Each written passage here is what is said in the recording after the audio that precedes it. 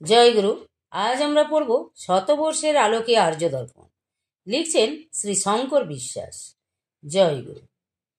দেখতে দেখতে 100 বছর অতিক্রম করে আয়ুষ্মান হয়ে গেল ব্রহ্মবিদ গুরু স্বামী নিগমানন্দ দেব প্রবর্তিত আর্য দর্পণ পত্রিকা।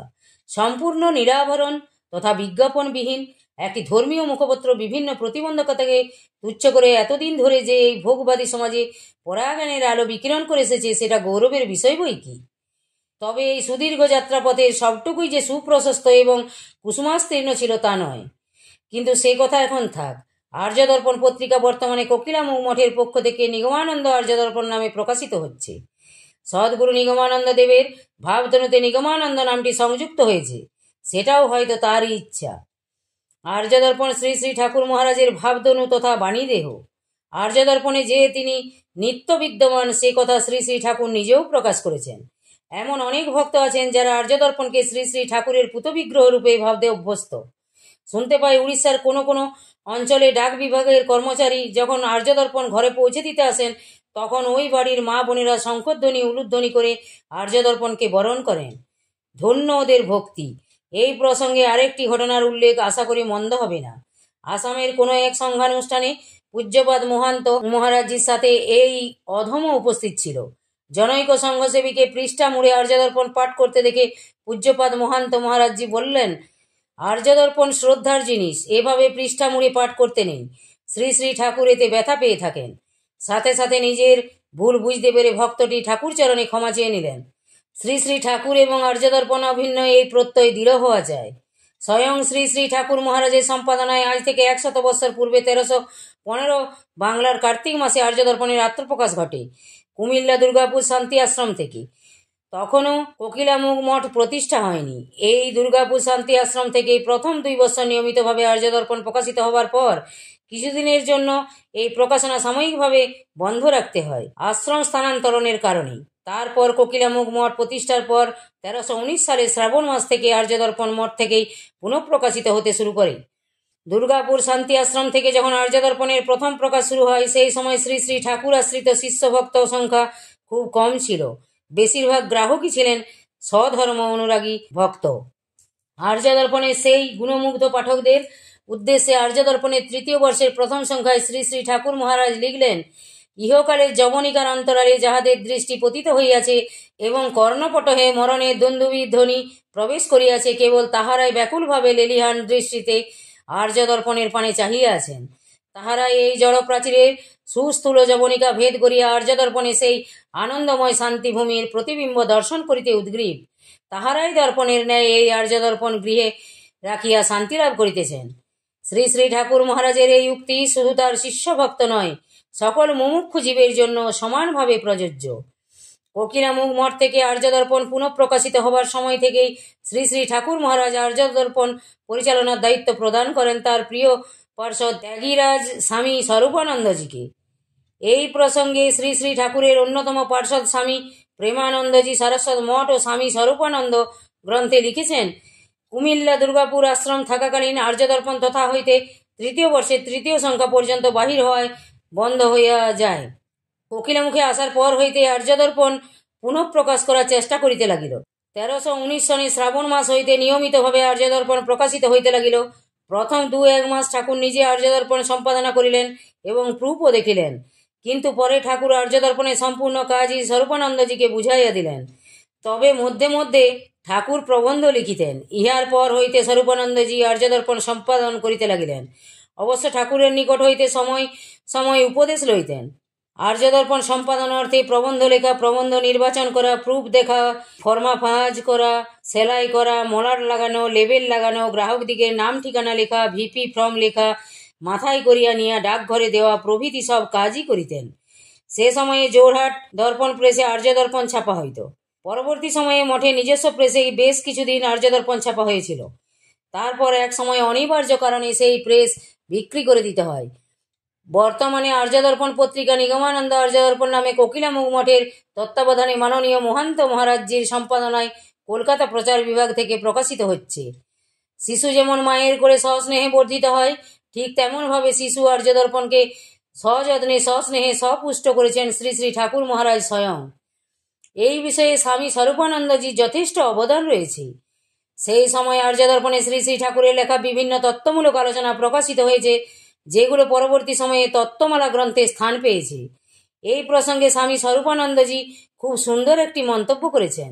আর্য শাস্ত্ররূপ দিব্যদয়নে বেদ, বেদান্ত, স্মৃতি ও পুরাণাদি বৃক্ষের স্বর্গীয় কুসুমগুলি অত্র সারস্বত মহাধিষ্ঠাতা পরমারাধ্য পরিব্রাজক শ্রীমদাচার্য নিগমানন্দ পরমহংসদেব স্বহস্তে চয়ন করিয়া সনাতন ধর্মের মুখপত্র আর্যদর্পণ ডালা সাজাইয়াছিলেন।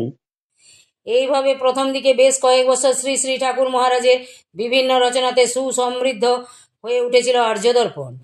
এই সময় আর্যদর্পণের জন্য প্রবন্ধ রচনা, রূপ সংশোধন ইত্যাদি কাজে দুর্গাপুরের শান্তি আশ্রম এবং কোকিলামুখ মঠের নিবৃত্ত কক্ষে কত বিনিদ্র রজনী কাটিয়েছেন শ্রী শ্রী ঠাকুর মহারাজ, এর কোনো হিসাব নেই। সনাতন ধর্মের গৌরব বৃদ্ধি এবং ব্রাহ্মণ্যভাবে জীব সেবার মহান আদর্শ প্রতিষ্ঠার জন্যই তার এই কঠোর পরিশ্রম। পরবর্তী সময়ে বিভিন্ন সম্পাদকের হাত ধরে বিভিন্ন পরিস্থিতির মধ্য দিয়ে আর্যদর্পণ অতিক্রম করেছে শততম বৎসরের সুদীর্ঘ পথ। প্রসঙ্গত উল্লেখ করা যায়, শ্রীমৎ স্বামী নির্বাণানন্দজি 1325 বাংলার অগ্রহায়ণ থেকে 1337 বাংলার আষাঢ় মাস পর্যন্ত আর্যদর্পণের সম্পাদনার দায়িত্বে ছিলেন। তার বলিষ্ঠ সম্পাদনায় আর্যদর্পণের যথেষ্ট শ্রীবৃদ্ধি ঘটেছিল। তিনি ছিলেন বিশ্ববিদ্যালয়ের উচ্চশিক্ষায় শিক্ষিত এবং সংস্কৃত ভাষায় তার ব্যুৎপত্তি ছিল অসাধারণ। দেব ভাষায় এক অনুপম প্রশস্তি রচনা করে তিনি এক মহামূল্যবান আভরণে সুসজ্জিত করেছেন আর্যদর্পণকে। অর্থাৎ আর্যশাস্ত্রের গহন অর্থ প্রকাশক, চিত্তের সকল অন্ধকার বিনাশক আর্যদর্পণ স্বীয় দীপ্তিধারা আমাদের হৃদয়কে জ্ঞানালোকে উদ্ভাসিত করে বিজয় লাভ করুক।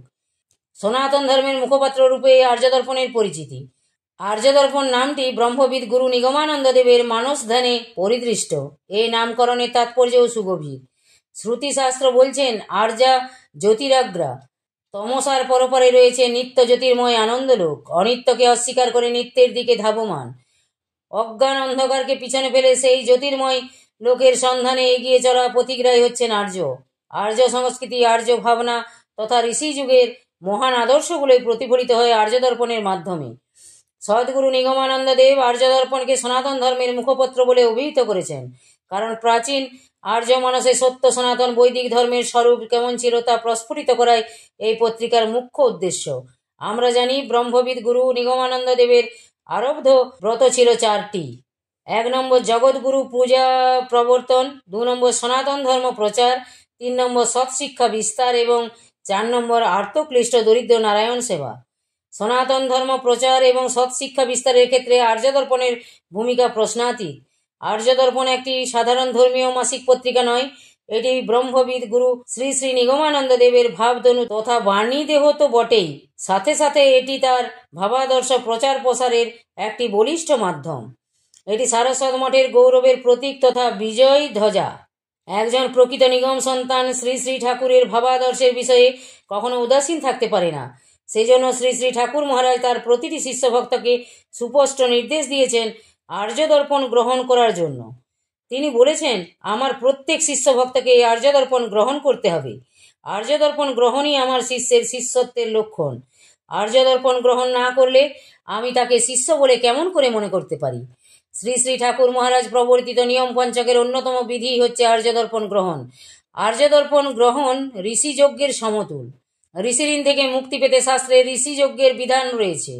আর্যদর্পণ পাঠ রূপ স্বাধ্যায়ের দ্বারাই আমরা ঋষি যজ্ঞের ফল লাভ করতে পারি। ঋষিযজ্ঞ বলতে বুঝাই স্বাধ্যায় তথা শাস্ত্র অধ্যয়ন। পূজ্যপাদ মুনি ঋষিরা কঠোর সাধনা করে যে পরবিদ্যা পারমার্থিক সম্পদ আহরণ করেছেন মানব কল্যাণের জন্য, সেগুলো তারা বিতরণ করেছেন বিভিন্ন শাস্ত্রগ্রন্থের মাধ্যমে। শাস্ত্রপাঠ, শ্রবণ, মনন ইত্যাদির মধ্য দিয়ে শাস্ত্রে যথাযথ মর্যাদা প্রদানের মাধ্যমে ঋষি ঋণ স্বীকার করা হয়। এটাই ঋষিযজ্ঞ। সনাতন হিন্দু শাস্ত্র তো অনন্ত, এক জীবনে সকল শাস্ত্র অধ্যয়ন অসম্ভব, কিন্তু আর্যদর্পণে দর্পণের মতো প্রতিফলিত হয় বিভিন্ন শাস্ত্রের মর্মকথা তথা আধিকারিক পুরুষদের প্রজ্ঞালোকে ভাস্বর উপলব্ধি রাশি। আর্যদর্পণ অনুধানের মাধ্যমে পারমার্থিক ভাবনায় প্রবুদ্ধ হয়ে আমরা ঋষিকুলের আশীর্বাদ লাভে কৃতার্থ হতে পারি। সেই জন্যই শ্রী শ্রী ঠাকুর মহারাজ বিশেষ গুরুত্ব দিয়েছেন আর্যদর্পণ গ্রহণের উপর। এর মধ্য দিয়ে একদিকে যেমন ঋষিযজ্ঞ সম্পাদন করা হয়, অন্যদিকে শ্রী শ্রী ঠাকুর মহারাজকেও একান্ত আপন করে পাওয়া যায়। কারণ সর্বশাস্ত্রের ভাব ঘনমূর্ত বিগ্রহ হচ্ছেন শ্রী শ্রী ঠাকুর মহারাজ স্বয়ং, আর আর্যদর্পণের মধ্যেই তিনি সপ্রকাশ তথা নিত্য বিদ্যমান। আর্যদর্পণের স্বরূপ উন্মোচন করেছেন শ্রী শ্রী ঠাকুর মহারাজ স্বয়ং। এই প্রসঙ্গে একটি ঘটনার উল্লেখ করছি। একবার একজন শিষ্য মঠাশ্রম সম্পর্কীয় এক জটিল প্রশ্নের সমাধানের আশায় নারায়ণ দাস নন্দীদাদার কাছে গিয়েছিলেন, এবং নন্দীদাদা এই প্রশ্নের এক সুচিন্তিত উত্তর দিয়ে সমাধান করার পর উক্ত শিষ্যটি প্রশ্ন করলেন, এখন আপনারা আছেন যে কোনো সংশয় অথবা সন্দেহের সমাধান করে দিচ্ছেন, আপনাদের অবর্তমানে আমরা এই রকম প্রশ্নের সমাধান কি করে করব? এর উত্তরে নারায়ণ দাস নন্দীদাদা বললেন, একবার শ্রী শ্রী ঠাকুর মহারাজ বেলঘরিয়ায় সুধীর রঞ্জন রায় দাদার বাড়িতে অবস্থান করছেন। শিষ্য ভক্তেরা বিভিন্ন স্থান থেকে তার দর্শন ও অমৃতপম বাণী শ্রবণ করার জন্য তথায় উপস্থিত হয়েছেন। শ্রী শ্রী ঠাকুর স্মিত হাস্য বিমণ্ডিত ও ভক্ত পরিবৃত হয়ে বসে আছেন এবং কত অমূল্য উপদেশ দিচ্ছেন। ক্রমশ দিনের শেষে শিষ্য ভক্তগণ এক একজন প্রণাম করে বিদায় নিতে লাগলেন। কে কত দূর দূরান্ত যাবে। শেষে আমি উঠে প্রণাম করে বিদায় গ্রহণ করার আদেশের অপেক্ষায় দণ্ডায়মান রইলাম। শ্রী শ্রী ঠাকুর বললেন, নারায়ণ, এখন ট্রেন কয়টায়? আমি বললাম, ট্রেন আসতে 1 ঘন্টা বিলম্ব আছে। শ্রী শ্রী ঠাকুর স্নিগ্ধ সকরুণ দৃষ্টি নিক্ষেপ করে বললেন, ট্রেন আসতে 1 ঘন্টা বিলম্ব আছে, ট্রেনের জন্য 1 ঘন্টা অপেক্ষা করে স্টেশনে বসে থাকবে, অথচ এখানে আমার কাছে বসতে কি খারাপ লাগছে? হঠাৎ এমন কথা শ্রী শ্রী ঠাকুরের কাছ থেকে শুনে আমি অপ্রতিভ হয়ে গেলাম এবং আবার বসে পড়লাম। কিছুক্ষণ বসবার পর আমার মনে একটি প্রশ্ন জাগলো। সে প্রশ্নটি আর কিছু নয়, উক্ত শিষ্য যে প্রশ্নটি নারায়ণদাকে করেছিলেন, তখন সেই প্রশ্ন নারায়ণদার মনে আসাতে তিনি সঙ্গে সঙ্গে তার পরমারাধ্য ঠাকুরকে জিজ্ঞাসা করলেন। প্রশ্ন শুনেই ক্ষণকাল বিলম্ব না করে শ্রী শ্রী ঠাকুর উত্তর করলেন, আমার আর্যদর্পণ সকল প্রশ্নের উত্তর দিবে। ভবিষ্যতে যে কোনো জটিল প্রশ্নের মীমাংসা আমার আর্যদর্পণ থেকে হবে। তাই আর্যদর্পণ সম্বন্ধে শ্রী শ্রী ঠাকুরের এই বজ্র নির্মোগ বাণী আমাদের নিকটে তার অমোঘ ও অবশ্য পালনীয় নির্দেশ। উপরোক্ত এই ঘটনায় প্রমাণিত হয়ে গেল আর্যদর্পণ যেখানে শ্রী শ্রী ঠাকুরও সেখানে। সেই জন্যই শ্রী শ্রী ঠাকুর মহারাজ বিশেষ গুরুত্ব দিয়েছেন কোকিলামুখ মঠের তত্ত্বাবধানে প্রকাশিত আর্যদর্পণ গ্রহণের উপর। নিয়ম পঞ্চকের প্রধান বিধিই হচ্ছে আর্যদর্পণ গ্রহণ। আর্যদর্পণের সাথে যার সম্পর্ক নেই, শ্রী শ্রী ঠাকুর মহারাজও তার সাথে সম্পর্ক রাখেন না। আধিকারিক পুরুষ সদ্গুরু নিগমানন্দ দেবের আশ্রয় পেয়েও আমাদের নিরাশ্রয় হতে হবে যদি না আমরা আর্যদর্পণ গ্রহণের বিষয়ে তৎপর থাকি। চোখের মণির মতো আর্যদর্পণকে আগলে রাখতে হয়, ভালোবাসতে হয়, শ্রদ্ধা করতে হয়। আর্যদর্পণের প্রতি আকর্ষণ যখন আন্তরিক হবে, তখনই কিন্তু আমরা প্রকৃত নিগম সন্তান হবার যোগ্যতা অর্জন করতে পারব। সার্থক হবে আমাদের নিগম নিরাজন। জয় গুরু, জয় গুরু। আজ এই পর্যন্তই। যদি আপনাদের ভালো লেগে থাকে তাহলে চ্যানেলটিকে সাবস্ক্রাইব করে সাথে থাকুন। জয় গুরু, জয় গুরু।